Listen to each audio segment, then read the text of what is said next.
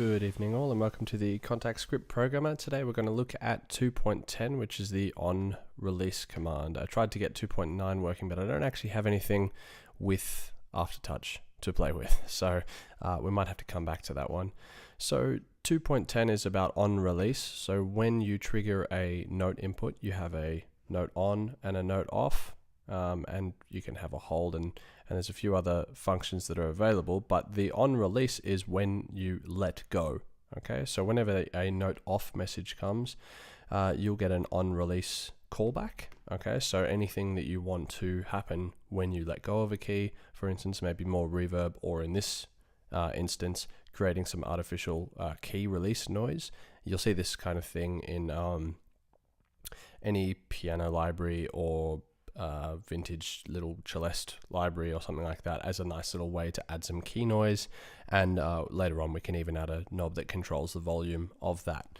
So the patch is pretty simple. It has an initialization stage, and we declare a polyphonic new ID, which is basically a note that just so that it won't cut off or it won't take the place of another note, so it's polyphonic, not monophonic, and then we end. So we have no controls at the moment. We could put a volume command in here pretty easily with just a note and then calling the volume later on.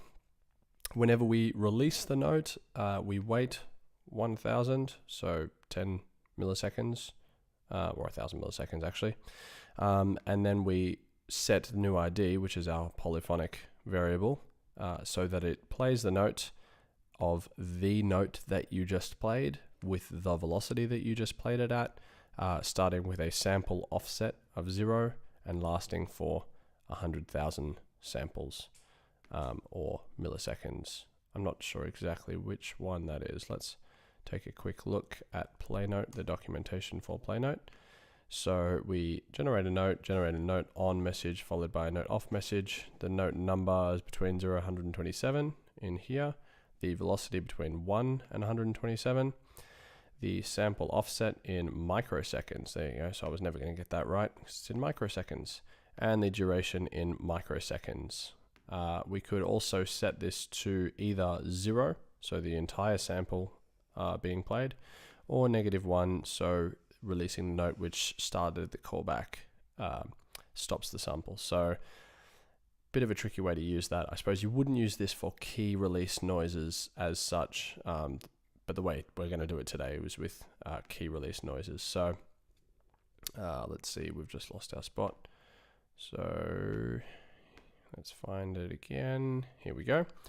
So from there we change the volume of that note. Obviously, because it's just the first part of the note, what we're actually aiming for is the actual key noise that happens. You could change this play note if you had like a library of key noises. You could actually just trigger that library of key noises, which is how I like to do it, so that I have a sort of round robin approach, and if I'm hitting the same keys over and over again, I don't get exactly the same approach. It might sound a little bit weird, but once we play with it, it'll make sense.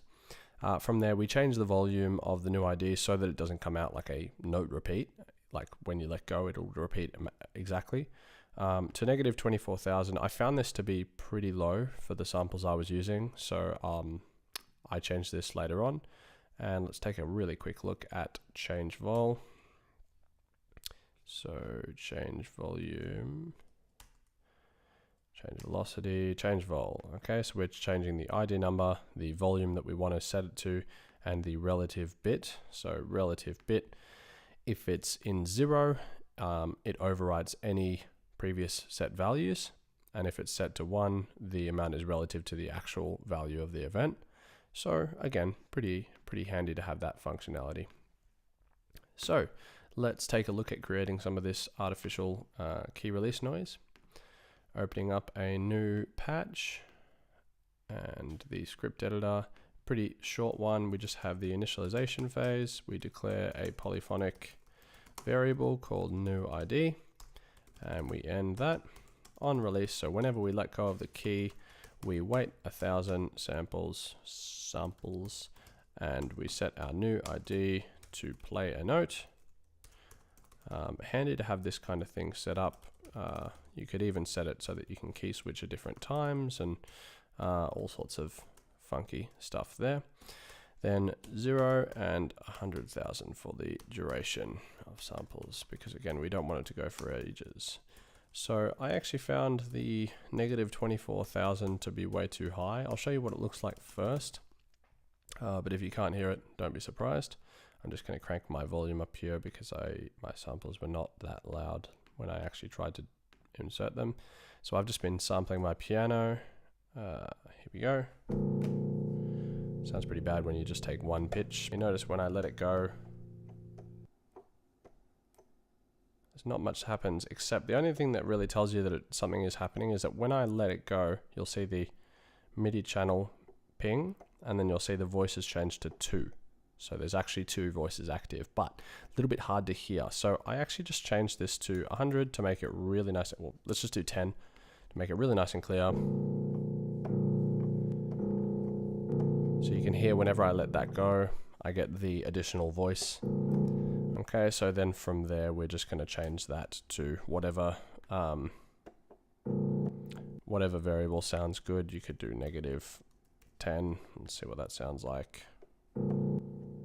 So pretty handy patch today to use in anything. You can even use this in woodwind libraries for the key noise as well. So it's something that really, really normalizes what you're doing, and it sounds pretty great.